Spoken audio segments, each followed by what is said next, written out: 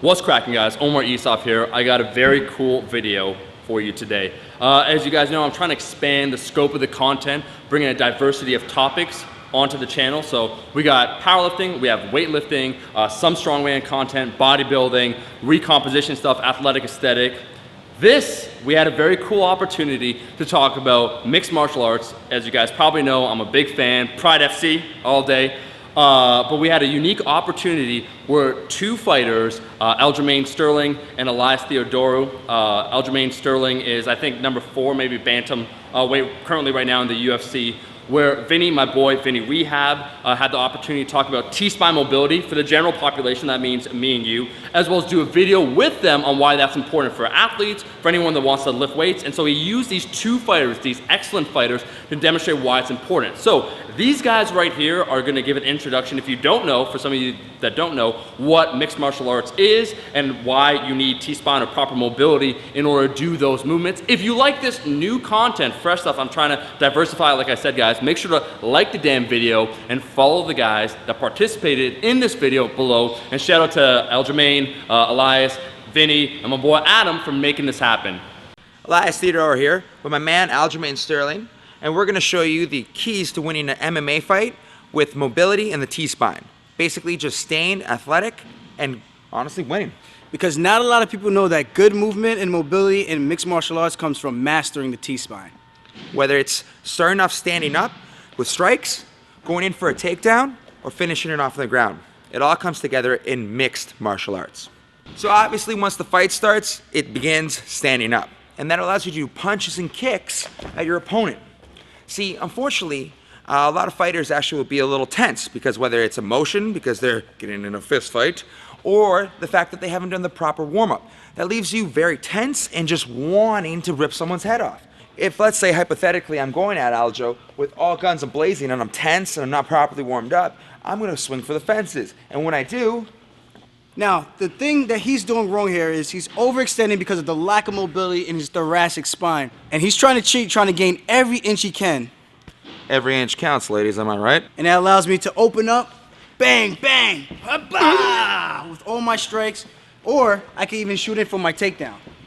So the next component of mixed martial arts we're going to go over is wrestling. And to highlight that, we're going to go into the position called 50-50. And that is basically us mirroring each other, and that allows you to eventually open up for something like pummeling, and then eventually going for a takedown, whatever the case may be.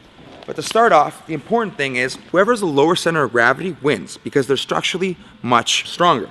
So if we're in 50-50, my shoulder's up. Right now, I'm losing this battle. What I want to do is use my T-spine to actually, and its mobility, to actually get under and then back into a strong spot. And it's illustrated like this, under and in. And then from here, again, shapes are very powerful in wrestling, very powerful in martial arts, and right now I am a triangle, and it's much stronger than his square.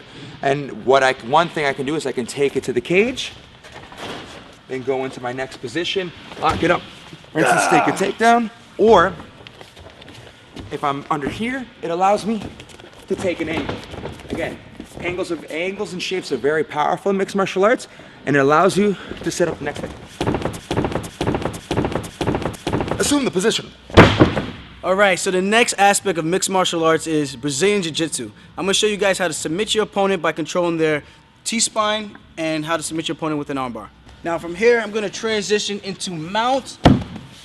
I'm controlling this guy's upper body.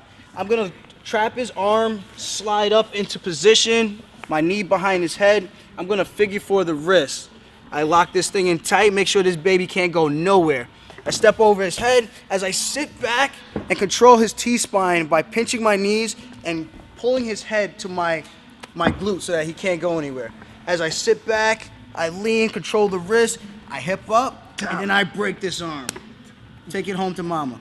So now that we've gone through 3 different components of ass kicking, whether it's kicking and punching, wrestling, or jiu-jitsu finish on the ground, we gotta go and correct some of the T-spine immobility that we already have. How are we gonna do that? We're gonna bring in my main man, Vinnie Rehab, and he's gonna show us how to capitalize on that. What's going on? How you guys doing? Hi, man. You guys good? What's up, Vinny? Chillin'. So these guys are tight, it ain't right, so I'm gonna teach them how to fight. You know what I mean? And you know it's true if it rhymes. Today I'm going to teach you a few, two simple things for thoracic mobility. The first one being, actually let's talk about first why people don't get good mobility in their T-spine and how, especially with fighters, they usually get stuck in one position all the time. So as you see with Elias over here, he's always looking like the Irish fighting guy. Conor McGregor. He's always just, you know, with fighters, they always have a preferential side where they're always like on one side. So either like this, more traditional, or they're southpaw. Their whole training, not only are they always rotated, let's say to the left in this case, they're also kyphotic because you want to block punches, right? And especially when you're shooting, everything is always curving down, right? The idea is over time, their T-spine starts getting locked up. All the muscles and fascia and everything ends up rotated on one side and kyphotic like this, right?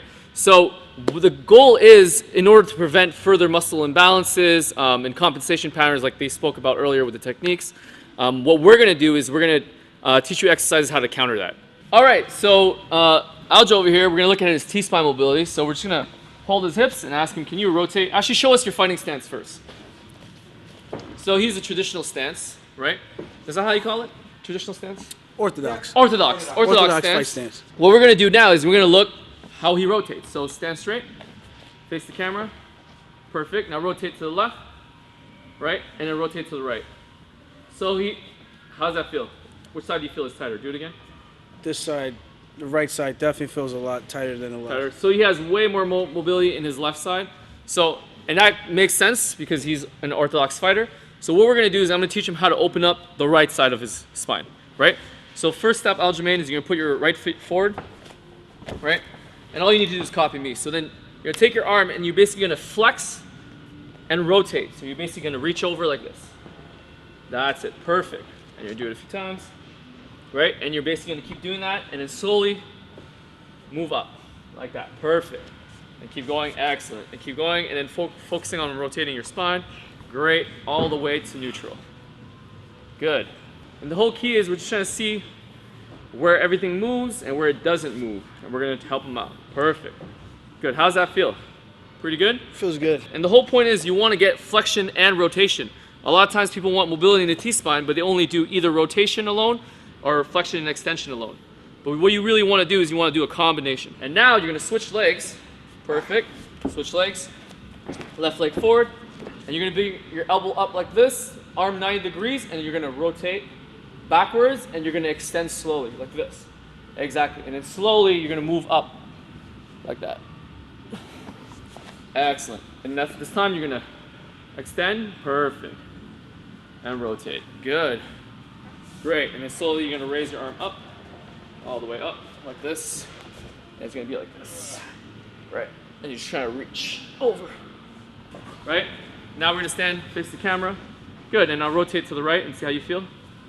Good. A little bit looser. Oh, shit. Yeah. Good. And I'm just holding on to his hips. Do it one more time just for the crowd. Just that. Now you can see this is all true T-spine rotation because I'm holding on to his hips. Right? And he's obviously feeling a lot looser. Right? Yeah, it feels good. Cool. All right, so now we're on to our second exercise with the foam roller. I'm here with my lovely assistant, Elias. Hello. So a lot of times when people do foam rolling for T-spine, what they do is they do this simple one, and I'll show you guys. They'll kind of just roll up and down on the T-spine like this, right? And the usual traditional exercise that's been taught a lot is they just extend on top. But the problem with this is it's not enough. To really get the most out of your T-spine, what you want to do is you want to juice it. So how do you juice it? You extend, and then you rotate out, right? So you're actually going to, it's almost like this motion with the sit-up, right? But you're doing the opposite. So now you're opening like this, right? So you're extending and you're rotating, and you're moving, extend and rotate, extend and rotate. Key points here, bend your knees, keep your bum on the ground, There you go. Excellent. Good. Keep here, and you don't want them to arch their back too much, okay? So go ahead, come up with it. Extend. Good. So you're going to extend and you're going to rotate out. That's it. Good. Good. There you go. Perfect. And again. Did you feel it? Yes, sir. Awesome. I feel it in the air. And see this side, he's cheating a little bit. Yes. Yeah. and he's lifting up his hip here to get that motion, right? Cheetah. And on this side, he's moving way better for some weird reason. Good. And that's why I'm just locking him here. Awesome. That's how you do it. T-spine extension rotation. Ain't nothing to it but to do it. All right, so that was the 2 exercises that I would recommend you doing. How many times I would do it? I would probably do it actually every day if you can. If you can't, at least 4 times a week. You do it maybe 5 minutes at a time, rotating one side, rotating the other side, 5 minutes, and then the extensions as well. So in total, maybe 15-minute work of mobility for the T-spine would go a long way, especially if you really stiffen your upper back, right? So thank you very much for coming by this YouTube video. Elias, my friend, thank you. Hey guys, Tell us a little bit more about yourself. Professional puncher and kicker for the UFC. Next date is going to be June 18th in Ottawa, Canada. You're going to watch me get back and kick some ass. Where can you find you? Where you can can they find find me you? wall 1 on the dance floor if you're lucky. Half kidding. 2 years jazz, 3 years tap. Long story. But you can find me on the social on @Elias Theodore, where you can find me on Instagram and Twitter. Good job. And what about you, Aljamain? Sterling. My name is Aljamain, the Funk Master Sterling. I'm probably looking to mix it up again. May 29th in Vegas. They call me the Human Anaconda, the Human Jansport, the Human Octopus. Mr. Take Your Girl and Mr. Choke You Out. Keep it funky. You can follow me on funkmaster_UFC on the Instagram or on the Twitter. The tweeter. It's all about the tweeter. Thank you so much for watching, guys. If you liked the video, like the damn video, and we'll see you guys, my rascals, next time. Peace.